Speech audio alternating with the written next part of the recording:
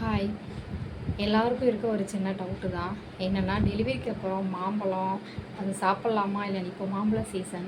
So சாப்பிட்லாமா இல்லையான்ட்டு கேட்டால் பெரியவங்க எல்லாருமே சொல்கிறது சாப்பிடக்கூடாது, குழந்தைங்களுக்கு செட் ஆகாது, சாப்பிட்டா மாந்தம் வரும்னு சொல்லி எல்லோரும் சொல்லுவாங்க.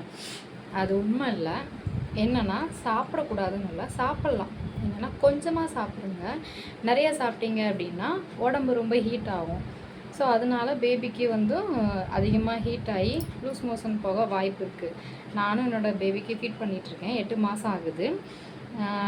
மாம்பழம் ஒரு ஒரு பீஸ் மட்டும் சாப்பிட்டேன். குழந்தைக்கு செட் ஆகாமல் இருந்துச்சு. ஏன்னா எனக்கு ஆல்ரெடி ஹீட் உடம்பு. ஸோ பாப்பாவுக்கு என்ன ஆச்சுன்னா கொஞ்சம் ஹீட் இதாகிடுச்சு. நான் டாக்டர்கிட்ட கேட்கும்போது இல்லைங்க, ஹீட்னால் வேணால் அஃபெக்ட் ஆக வாய்ப்பு இருக்குது, மற்றபடி குழந்தைங்களுக்கு ஃபுட்டு அலர்ஜி இல்லைனா ஏதாவது ஃபுட்டு செட் ஆகலை, நீங்கள் கொடுக்குறதில்ல, இல்லை பாப்பாவுக்கு ஆல்ரெடி ஹீட்டு அந்த மாதிரி இருந்தால் மட்டும்தான் லூஸ் மோஷன் போக வாய்ப்பு இருக்குது. மற்றபடி நீங்கள் சாப்பிட்டதுனால குழந்தைங்களுக்கு எதுவும் ஆகாதுன்னு சொன்னாங்க. என்னென்னா பெரியவங்க எல்லாருமே சொல்கிறது குழந்தைக்கு மாந்தம் வரும், பலாப்பழம் மாம்பழம் சாப்பிடக்கூடாதுன்னு சொல்லுவாங்க. இப்போ சீசன் இதுதான். டாக்டர் என்கிட்ட சொன்னது எல்லா சீசனுமே ஏதாவது ஒன்று சாப்பிடணும் போல் தோணும். ஃப்ரூட்ஸ் எல்லாமே ஏதாவது ஒரு விட்டமின் சி இருக்கும். சத்து கொஞ்சமாவது குழந்தைக்கு போடணும்னா நீங்கள் ஃபீட் பண்ணும்போது சாப்பிட்லாம். ஆனால் அதிகமாக சாப்பிடாதீங்க, கம்மியாக சாப்பிடுங்கன்னு சொன்னாங்க. நானும் நிறைய பேர்கிட்ட கேட்டேன், மாம்பழ சீசன் வந்துடுச்சு சாப்பிட்லாமா யாருமே சாப்பிடன்னு சொல்லவே இல்லை. சாப்பிடக்கூடாது, பாப்பாவுக்கு செட் ஆகாது அப்படி தான் சொன்னாங்க.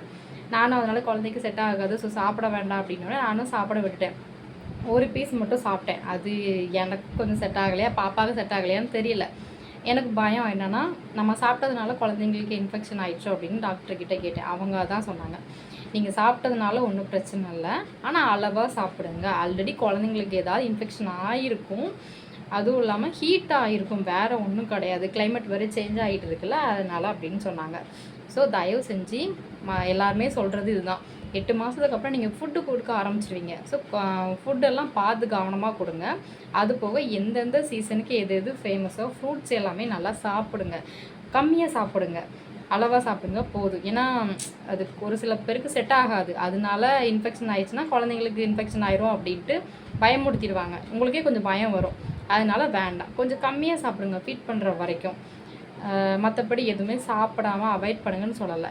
சாப்பிடுங்க, கொஞ்சமாக சாப்பிடுங்க. எல்லோரும் சொல்லுவாங்க சாப்பிட வேண்டாம், சுத்தமாக சாப்பிடக்கூடாது, குழந்தைங்களுக்கு பிடிக்காது, ஏதாவது பிரச்சனை வந்தாலும் சொல்லுவாங்க. அதெல்லாம் ஒன்றும் இல்லை. கம்மியாக சாப்பிடுங்க, அளவாக சாப்பிடுங்க போதும். ஓகேவா? பாய்.